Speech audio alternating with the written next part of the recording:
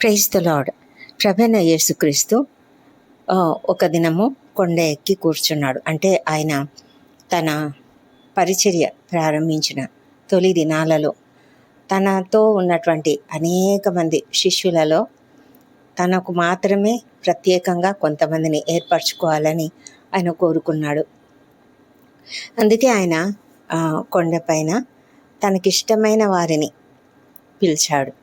పిలిచి వారు ఆయన దగ్గరికి వచ్చినప్పుడు ఆయన వారిని ఏ విధంగా కోరుకుంటున్నాడంటే, వారు తనతో కూడా ఉండునట్లును దయ్యములను వెళ్ళగొట్టు అధికారం గలవారై సువార్త ప్రకటించుటకును వారిని పంపవలెనని ఆయన 12 మందిని నియమించెను అని. ఆ తర్వాత వారందరి పేర్లు కూడా అక్కడ రాయబడ్డాయి. ఇక్కడ మనము అర్థం చేసుకోవాల్సింది మొదట ఏంటంటే, వారు తనతో కూడా ఉండునట్లును అన్న మాటని మనము జ్ఞాపకం చేసుకుందాం. మనము ఆయనతో ఉండాలని కోరుకుంటూ ఉన్నాడు. ఈ దినాలలో చాలామంది రక్షణ పొందినటువంటి వారు, అంటే ప్రభువైన యేసుక్రీస్తును సొంత రక్షకునిగా అంగీకరించినటువంటి వారు వెంటనే ఏం చేస్తారంటే పరిచర్య చేయాలని పరుగులు పెడుతూ ఉంటారు. అయితే ప్రభువు కోరుకునేది ఏంటంటే, ముందుగా మనము ఆయనతో ఉండాలని కోరుకుంటున్నాడు. ఆయనతో కొద్ది దినములు ఉండాలి. ఆయన దగ్గర మనము అనేక విషయాలు నేర్చుకోవాలి. ఆ తర్వాతనే మనం పరిచర్యను మొదలుపెట్టాలి. అపోస్తలుడైన పౌలు దేవుని యొక్క ముఖదర్శనం పొందుకున్న తర్వాత అతడు కొద్ది దినములు సైలెంట్గా ఉన్నాడు.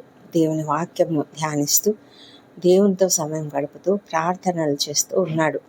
శిష్యులతో కొంతకాలం గడిపాడు. ఆ విధంగా అతడు నేర్చుకున్నాడు.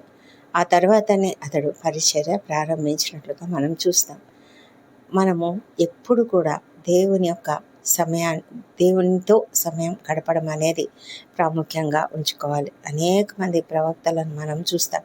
కొద్ది దినములు వారు ఇంకొక పెద్ద ప్రవక్త దగ్గర పరిచర్య చేస్తారు. ఈ దినాల్లో మనం పరిచర్య చేయాలి అనుకుంటే మరొక మంచి సేవకుని దగ్గర నేర్చుకుని ఆ తర్వాత పరిచర్యను ప్రారంభించాలి. మరి దేవుడు మనకు ఎలాంటి తలాంతులు ఇచ్చాడో ఆ తలాంతులను ఎలా ఉపయోగించుకోవాలో దేవుని సన్నిధిలో మనం అడిగి నేర్చుకోవాలి. దేవుడు మనల్ని నడిపించే దేవుడై ఉన్నాడు. నిన్ను అత్యధికంగా విజయవంతంగా పరిచర్యలో వాడుకోవాలి అనుకుంటే మనం దేవునితో సమయం గడుపుదాం.